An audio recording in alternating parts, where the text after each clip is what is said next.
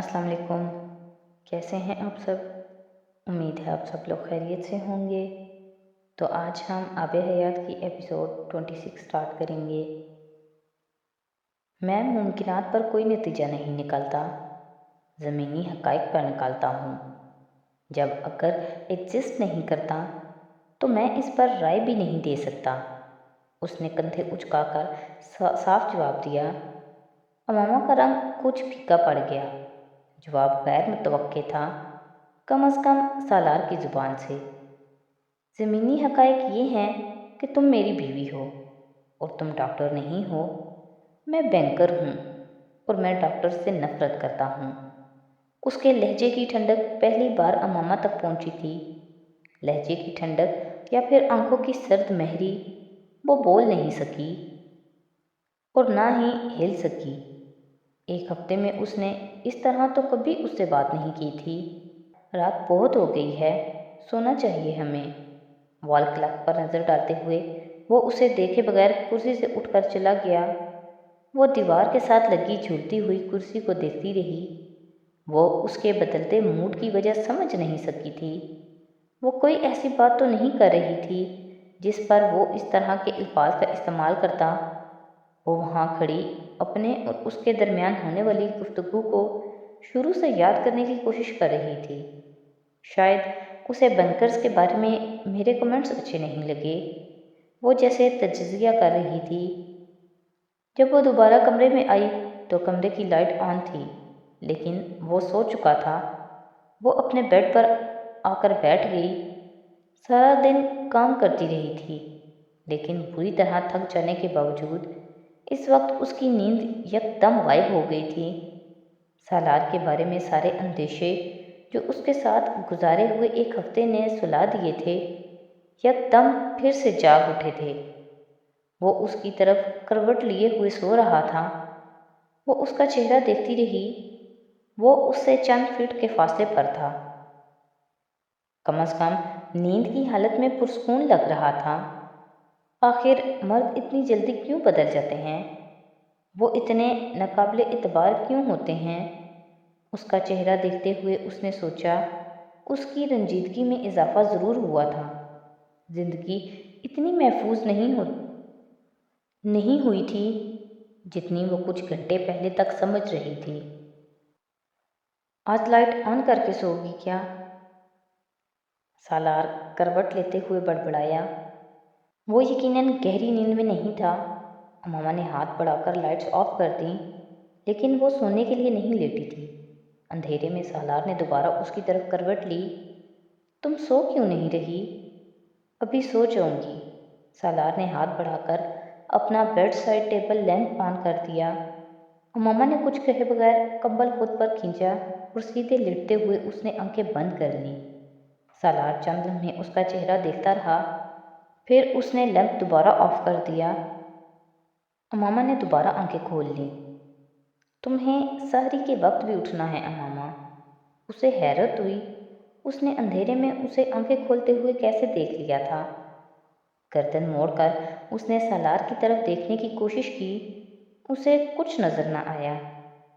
تمہیں پتہ ہے سالار، دنیا کا سب سے بیہودہ کام کون سا ہے؟ اس نے سالار کی طرف کروٹ لے کر کہا۔ کیا؟ شادی، اس نے بے ساختہ کہا۔ چند لمحے خاموشی کے بعد اس نے سالار کو کہتے سنا، آئی ایگری۔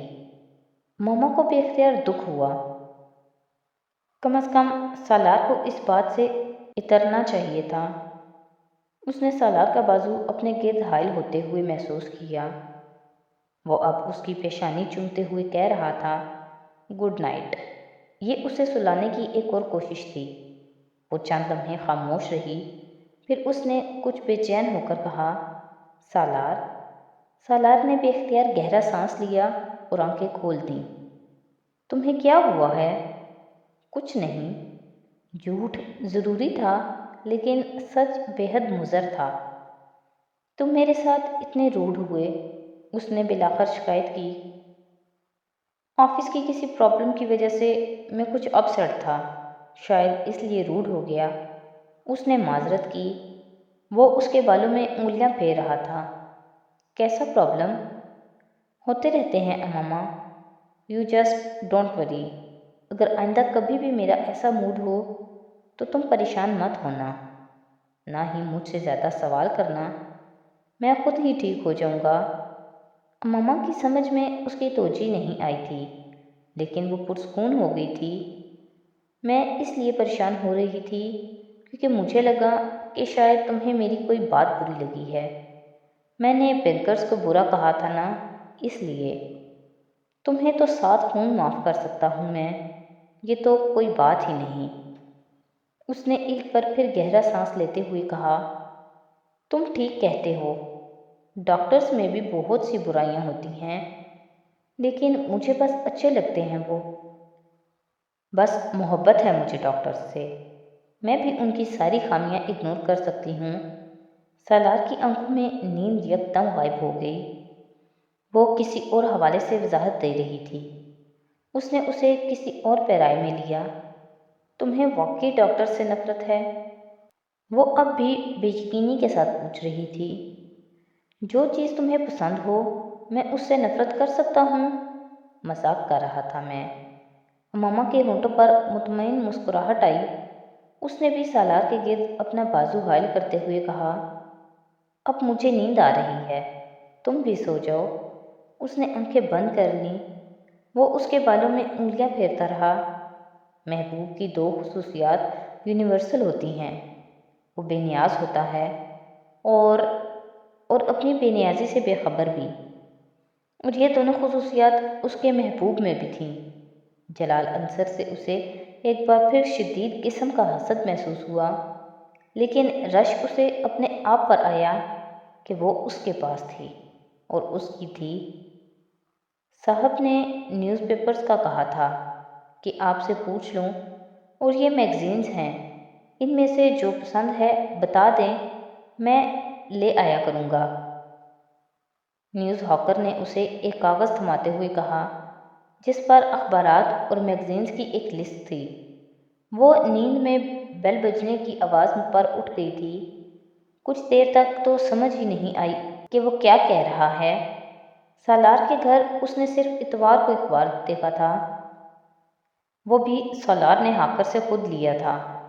وہ خود آفس میں ہی اخبار دیکھتا تھا، اب وہ یقیناً اس کی وجہ سے اخبار لگوا رہا تھا۔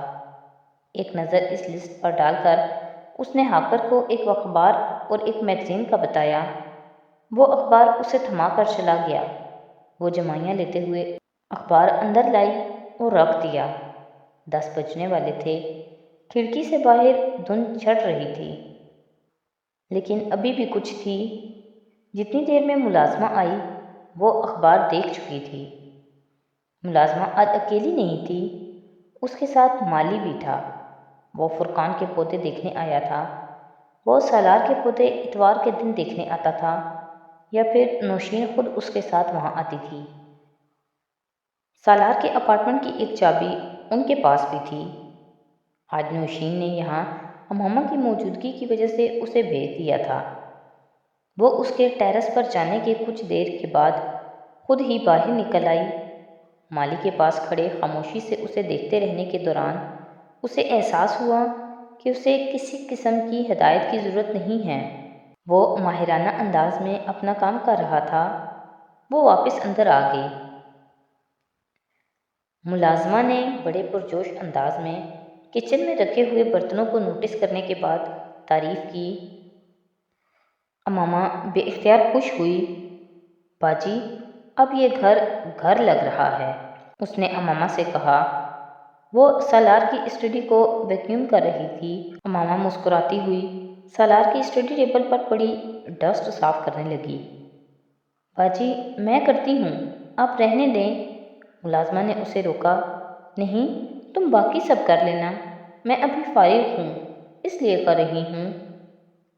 وہ اس سے یہ نہیں کہہ سکی کہ وہ نہیں چاہتی کہ سالار کا کوئی کاغذ ادھر ادھر ہو جائے، لیکن یہ سوچتے ہوئے وہ بھول گئی تھی کہ اس گھر میں اس اسٹڈی ٹیبل کو اتنے عرصے سے وہ ملازمہ ہی صاف کر رہی تھی۔ میل ٹرے دعوتی کارڈز کے بند اور کھلے لفافوں سے تقریباً بھری ہوئی تھی۔ اماما نے ایک لفافہ کھول کر دیکھا۔ وہ کسی افطار پارٹی کا انویٹیشن تھا۔ ایک کے بعد ایک وہ سارے لفافے کھول کر دیکھتی گئی۔ سب کارڈز کسی نہ کسی افطار پارٹی یا تقریب سے متعلق تھے، اور بعض کارڈز میں تو وہ 2 یا 3 جگہوں پر بھی انوائٹڈ تھا۔ وہ یقیناً بے حد سوشل زندگی گزار رہا تھا، یہ اس کا اندازہ تھا۔ یقیناً وہ اس کے گھر آ جانے کی وجہ سے پچھلے 1 ہفتے سے ان پارٹیز میں نہیں جا رہا تھا۔ یہ اس کا ایک اور تجزیہ تھا۔ 15-20 کارڈز دیکھنے کے بعد اس کا دل اچاٹ ہو گیا۔ اس نے کارڈز اٹھا کر واپس رکھ دیے۔ کچھ اور کارڈز دیکھتی یا نیچے میل کے کسی لفافے کے ایڈریس پر نظر ڈال لیتی تو شاید اسے سالار کا شعبہ نظر آ جاتا کہ وہ انویسٹمنٹ میں تھا، پی آر میں نہیں تھا۔ کم از کم وہ یہ جھوٹ تو ضرور پکڑ سکتی تھی۔ باجی، رات کو کوئی مہمان آئے تھے؟ وہ ملازمہ کی آواز پر چونکی۔ وہ ایش ٹرے ہاتھ میں لیے کچھ حیرانی سے پوچھ رہی تھی۔ نہیں، ماما نے سوال سمجھے بغیر کہا۔ تو یہ سگریٹ کس نے پیے ہیں؟ سالار صاحب تو سگریٹ نہیں پیتے۔ ملازمہ بے حد حیران تھی۔ ماما کچھ دیر بول نہیں سکی۔ ملازمہ جیسے سالار کے بیان کی تصدیق کر رہی تھی، یعنی وہ واقعی یادی نہیں تھا۔ جو 1 آدھ سگریٹ وہ بھی کبھی کبھار پیتا ہوگا، اسے ملازمہ کسی مہمان کا پیا ہوا سگریٹ سمجھ لیتی ہوگی۔ اوہ ہاں، اس کے کچھ دوست آئے تھے، مجھے یاد ہی نہیں تھا، اماما نے چند لمحوں کے بعد کہا۔ اس سے پہلے کہ وہ کچھ اور کہتی، ڈور بیل بجی۔ میں دیکھتی ہوں، اماما اس سے کہہ کر باہر نکل آئی۔ لانڈری کلیکٹ کرنے آئے ہیں۔ دروازے پر ایک لڑکا سالار کے کچھ ڈرائی کلینڈ اور دھلے ہوئے کپڑوں کے ہینگرز لیے ہوئے کھڑا تھا۔ اس کی طرف ایک بل کے ساتھ بڑھاتے ہوئے اس نے کہا، کپڑے چیک کر لیں۔ بل کے ساتھ لانڈری کے لیے بھیجے گئے کپڑوں کی لسٹ بھی تھی۔ ماما نے ہینگرز لاؤنج میں لانے کے بعد باری باری لسٹ اور کپڑوں کو ملانا شروع کیا۔ کپڑے پورے تھے۔ ملازمہ تب تک باہر نکل آئی تھی۔ ماما بل کے پیسے لینے اندر چلی گئی۔ جب وہ واپس آئی تو اس نے ملازمہ کو دروازے پر لانڈری بوائے کو ایک لانڈری بیگ تھماتے ہوئے دیکھا، جس کے اوپر ایک لسٹ چسپاں تھی۔ یقیناً وہ ان کپڑوں کی لسٹ تھی جو لانڈری کے لیے دیے جا رہے تھے۔ لانڈری بوائے ایک رائٹنگ پیڈ پر کچھ اندراج کر رہا تھا۔ باجی، آپ نے بھی دینے ہیں کپڑے؟ ملازمہ نے اسے آتے دیکھ کر کہا۔ نہیں، میں یہ بل دینے آئی ہوں۔ ماما نے بل کی رقم اس لڑکے کی طرف بڑھائی۔ اس نے جواباً ایک رسید اس کی طرف بڑھا دی۔ بل تو مہینے کے شروع میں اکٹھا ہی جاتا ہے۔ ملازمہ نے اسے روکا۔ وہ دروازہ بند کرتے ہوئے اندر آ گئی۔ ماما نے رسید پر نظر ڈالی۔ وہ سالار کے کپڑوں کی لسٹ تھی جو وہ لے کر گیا تھا۔ تم نے لانڈری کے کپڑے کہاں سے لیے ہیں؟ ماما نے اس لسٹ کو پڑھتے ہوئے ملازمہ کو روکا۔ سالار صاحب کپڑے بیگ میں ڈال کر اوپر لسٹ رکھ جاتے ہیں، لانڈری میں ہی رکھتے ہیں بیگ۔ ملازمہ یہ کہہ کر دوبارہ اندر چلی گئی۔ ماما نے بل پر نظر ڈالی۔ لانڈری تو وہ خود بھی کر سکتی تھی۔ ہر ہفتے اتنے پیسے اس پر خرچ کرنا فضول خرچی تھی، اس نے سوچا۔ ماما ابھی وہیں تھی جب ایک آدمی وہ پردے لے کر آیا تھا جو اس نے بننے کے لیے دیے تھے۔ باجی، آپ نے کوئی پردے بننے کے لیے دیے ہیں؟ ملازمہ نے انٹرکام کی بیل بجنے پر ریسیور اٹھا کر اس سے پوچھا۔ ماما کچھ حیران ہوئی۔ ہاں، کیوں؟ وہ نیچے گیٹ پر ایک آدمی لے کر آیا ہے، گارڈ انٹرکام پر پوچھ رہا ہے۔ ہاں، بھیج دو، باجی نے پردے بنوائے ہیں، ملازمہ نے اس کو بتا کر ریسیور میں کہا۔ ریسیور رکھ کر وہ دوبارہ لاؤنج صاف کرنے میں لگ گئی تھی۔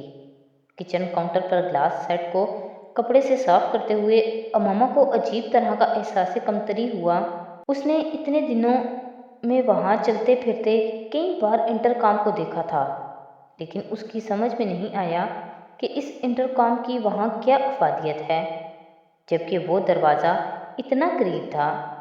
ملازمہ اس گھر کی ہر چیز کو اس سے زیادہ ذہانت پھرتی اور سہولت کے ساتھ استعمال کر رہی تھی۔ تو آج کی ایپیسوڈ یہیں پہ ختم کرتے ہیں، نیکسٹ ایپیسوڈ کے ساتھ کل پھر حاضر ہوں گے۔ تو اگر آپ کو میری ویڈیوز اچھی لگ رہی ہیں تو پلیز میری ویڈیوز کو لائک کریں، میرے چینل کو سبسکرائب کریں اور اپنے فیملی اور فرینڈ کے ساتھ شیئر کریں۔ بہت شکریہ۔